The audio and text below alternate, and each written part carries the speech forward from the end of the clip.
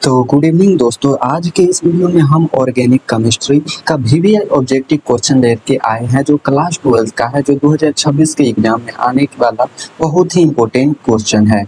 तो हमारे पास अभी 26 से 27 क्वेश्चन है, उसको हम देखेंगे, पूरा का पूरा देखेंगे। जो एक एक क्वेश्चन आपके लिए बहुत ही इम्पोर्टेंट है 12th के एग्जाम के लिए। तो चलिए, हमारा फर्स्ट क्वेश्चन कहता क्या है, और अभी तक आपने सब्सक्राइब नहीं किया है तो एक सब्सक्राइब कर दीजिए, और इसका पीडीएफ आपको मेरे टेलीग्राम पे मिल जाएगा, तो वहां से जाके आप डाउनलोड कर सकते हैं। तो चलिए, हमारा फर्स्ट क्वेश्चन है, क्लोरोफॉर्म है एक, क्या है क्लोरोफॉर्म इज ए, क्लोरोफॉर्म क्या है, तो ये हमारा ट्राई हैलोजन व्युत्पन्न है, ट्राई हैलोजन व्युत्पन्न। अच्छा, ऑप्शन नंबर इसका सी है जो बिल्कुल राइट आंसर होगा। क्या है? ट्राई हैलोजन व्युत्पन्न है। उसके बाद दूसरा नंबर सवाल कहता है हमारा है, एथिल ब्रोमाइड को एल्कोहलिक कॉस्टिक पोटास के साथ उबालने पर बनता है। जब हम कॉस्टिक पोटास के साथ हम इसको उबालेंगे तो हमें क्या प्राप्त होगा? तो एथिलीन प्राप्त होगा, एथिलीन। ऑप्शन नंबर इसका बी है जो राइट आंसर हो जाएगा। क्या प्राप्त होता है? एल्कोहल। एथिल ब्रोमाइड को जब हम एल्कोहल में कास्टिक पोटास के साथ उबालेंगे तो क्या बनेगा? तो एथिलीन बनेगा। तो इसका right answer option number B हो जाएगा। अगला सवाल देखते हैं, तीसरा नंबर, एलील हाइलाइट है। एलील हाइलाइट का सूत्र कौन सा है? एलील हाइलाइट है CH2 बराबर है क्या? CH2 बराबर है CH, वो एक बॉन्ड CH3। तो इसका right answer option number C हो जाएगा। सी है जो बिल्कुल राइट आंसर है तीसरा का। चौथा नंबर सवाल कहता क्या है, एथिल ब्रोमाइड की अभिक्रिया सोडियम धातु से शुष्क ईंधन में कराने पर बनता है। शुष्क ईंधन में जब हम कराते हैं तो वो बनता क्या है? तो वो बनता है ब्यूटेन बनता है। ऑप्शन नंबर बी है जो राइट आंसर हो जाएगा। Option number B right answer. अगला है पांचवा नंबर सवाल कहता है, डीडीटी बनाने में क्लोरोबेंजीन किससे अभिक्रिया करता है? डीडीटी बनाने में क्लोरोबेंजीन किससे अभिक्रिया करता है? तो ये हमारा करता क्या है? क्लोरल के साथ करता है, विथ क्लोरल के साथ करता है। ऑप्शन नंबर इसका बी है जो राइट आंसर है। अगला सवाल कहता क्या है, फियोन का सूत्र क्या होता है? फियोन का सूत्र क्या होता है? तो फियोन का सूत्र CCl2F2 होता है। ऑप्शन नंबर ए है जो राइट आंसर हो जाएगा। फियोन का सूत्र पूछेगा एग्जाम हॉल में तो क्या लगाना है? CCl2F2। ओके, तो अगला सवाल देखते हैं। अगला सवाल है, प्राइमरी एल्कोहल के ऑक्सीकरण के पश्चात प्राप्त पहला अवयव क्या होगा? तो वो हमारा होता है एल्डिहाइड होता है। ऑप्शन नंबर डी है जो राइट आंसर होगा। क्या? प्राइमरी एल्कोहल का ऑक्सीकरण के पश्चात क्या प्राप्त होता है? पहला अवयव प्राप्त होता है, वो है एल्डिहाइड होता है। अगला सवाल 8 नंबर कहता है, एल्कोहल में क्रियाशील मूलक रहता है। एल्कोहल में क्रियाशील मूलक रहता है OH। क्या रहता है? One bond OH। ओके, याद रखिएगा। ऑप्शन नंबर ए है जो राइट आंसर होगा। अगला है ग्लिसरॉल है। ग्लिसरॉल क्या है? तो ग्लिसरॉल हमारा त्रिहाइड्रोजन एल्कोहल, हाइड्रिक एल्कोहल है। ग्लिसरॉल क्या है? त्रिहाइड्रिक एल्कोहल। ऑप्शन नंबर इसका सी है जो राइट आंसर हो जाएगा। 10वां नंबर सवाल कहता है, डाइएथिल ईंधन एवं मिथिल प्रोपिल ईथर है। डाइएथिल ईथर एवं मिथिल प्रोपिल ईथर क्या है? इथल क्या है? तो हमारा 10 का राइट आंसर क्या होगा? तो मितावियवी है। ऑप्शन नंबर इसका बी है जो बिल्कुल राइट आंसर हो जाएगा। अगला है, फिनॉल को जस्ता के चूर्ण के साथ उबालने पर बनता है। क्या बनता है? जब हम फिनॉल को जस्ता के चूर्ण के साथ उबालेंगे तो हमारा बनेगा बेंजीन। ऑप्शन नंबर सी है जो राइट आंसर हो जाएगा। क्या बनेगा? बेंजीन। 12 है, ईंधन का केंद्रीय ऑक्सीकरण परमाणु होता है। ईंधन का केंद्रीय ऑक्सीकरण परमाणु क्या होता है? तो sp3 होता है परसंकृत।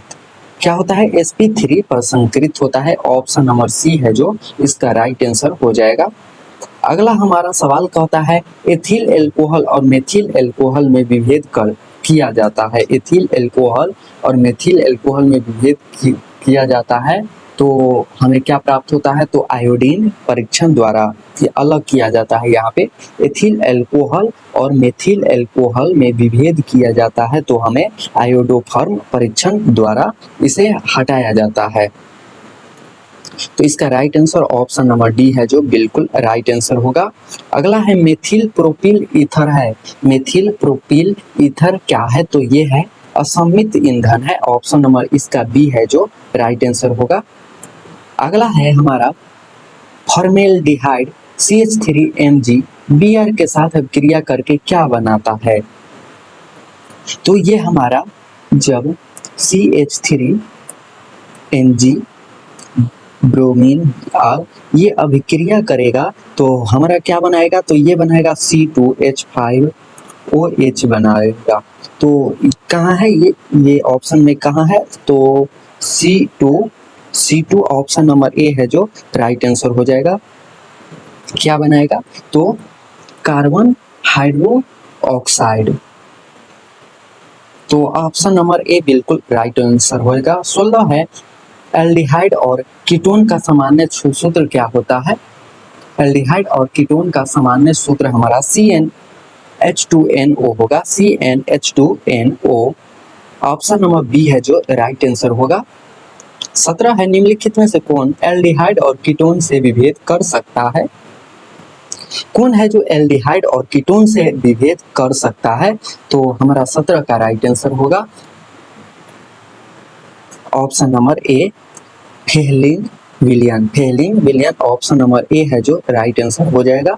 आपको एक बार में याद न हो तो दोबारा आप वीडियो देख सकते हैं। अगला है हमारा निम्नलिखित में से किसके साथ कैनिजारो अभिक्रिया होती है। कैनिजारो अभिक्रिया होती है किसके साथ कैनिजारो अभिक्रिया होती है, तो HCHO ऑप्शन नंबर बी है जो राइट आंसर होगा। क्या hydrogen chloro carbon hydroxide, hydrogen carbon hydroxide. तो ऑप्शन नंबर बी इसका राइट आंसर हो जाएगा। अगला है हमारा 19 नंबर कैल्शियम एसीटेट को गर्म करने से प्राप्त क्या होता है। जब हम कैल्शियम एसीटेट को गर्म करेंगे तो उसमें से हमें एसीटोन प्राप्त होगा। क्या प्राप्त होगा, तो एसीटोन। ऑप्शन नंबर इसका सी राइट आंसर हो जाएगा। 20 है फॉर्मल्डिहाइड का 40% जलीय विलयन का क्या कहलाता है। 40% जलीय विलयन का क्या कहलाता है, तो वो फॉर्मेलिन कहलाता है। ऑप्शन नंबर ए है जो राइट आंसर होगा। क्या फॉर्मेलिन कहलाता है। 21 है कार्बोनिक समूह के कार्बन का प्रसंकरण होता है। कार्बोनिल समूह के कार्बन का प्रसंकरण होता है, वो है ऑप्शन नंबर बी होगा, sp2 होगा। ऑप्शन नंबर बी हमारा बिल्कुल राइट आंसर हो जाएगा।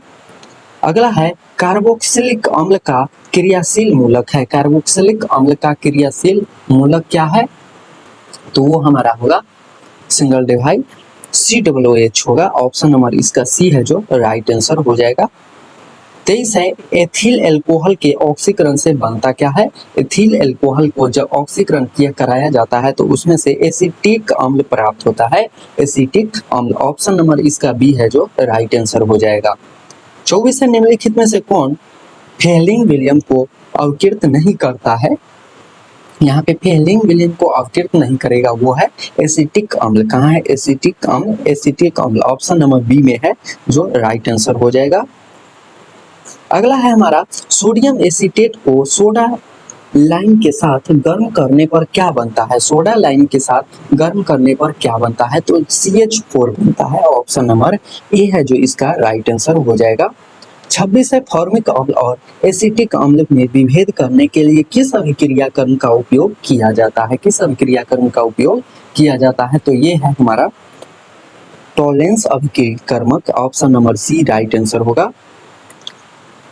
तो ये हमारा 26 क्वेश्चन था जो 2026 के लिए भी बहुत ही इंपॉर्टेंट क्वेश्चन है। एक एक क्वेश्चन ऑर्गेनिक केमिस्ट्री का है, ये सिंपल केवल केमिस्ट्री का है। तो ये सभी क्वेश्चन आपको याद रखना है। और एक क्वेश्चन में आपको इसका आंसर आपको कमेंट में जरूर से बताना है। एमीन किसके व्युत्पन्न होता है। एमीन एमीन किसके व्युत्पन्न होता है ये आपको बताना है कमेंट में। किसके, तो मैं आपको ऑप्शन भी दे देता हूँ, 2 ऑप्शन देता हूँ, CO2 और बी में दे देता हूँ NH3। तो इन दोनों में से कोई आपको कमेंट में बताना है कौन होगा एमीन है, जो एमीन किसके व्युत्पन्न है ये आपको कमेंट में जरूर से बताना है। तो मिलते हैं, नेक्स्ट वीडियो हमारा होने वाला है वो फिजिक्स का होगा, तो वो आप वॉच जरूर से कर लीजिएगा। तो मिलते हैं नेक्स्ट वीडियो में।